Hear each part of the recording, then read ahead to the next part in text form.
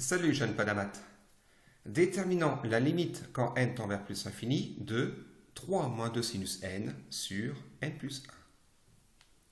Nous avons sinus n dans cette expression. Or, sinus n n'a pas de limite. Je ne peux donc pas conclure directement.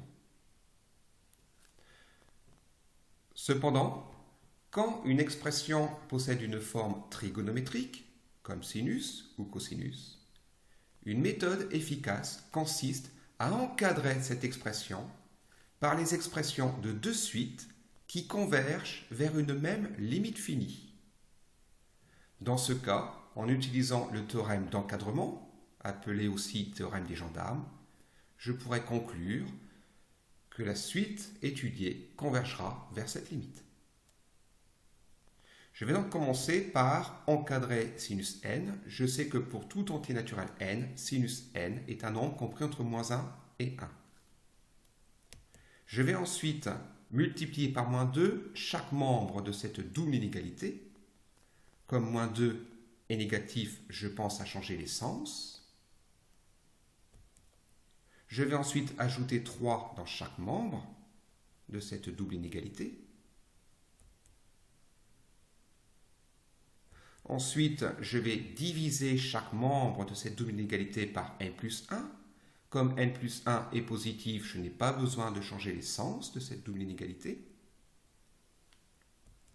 Je réécris cette double inégalité dans l'ordre pour obtenir finalement que 3 moins 2 sinus n sur n plus 1 est compris entre 1 sur n plus 1 et 5 sur n plus 1. Étudions les limites des deux membres, de gauche et de droite. Limite de 1 sur n plus 1, comme limite de 5 sur n plus 1, est égale à 0 par quotient. Je peux donc en conclure qu'en utilisant le théorème d'encadrement, ou théorème des gendarmes, on en déduit que limite de 3 moins 2 sinus n sur n plus 1 est égale à 0. Cette méthode est efficace lorsque dans l'expression étudiée, j'ai soit des formes trigonométriques,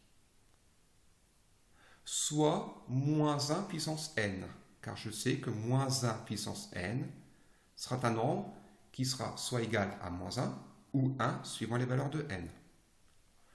Ce sont les deux principaux cas qu'on étudiera en terminale S.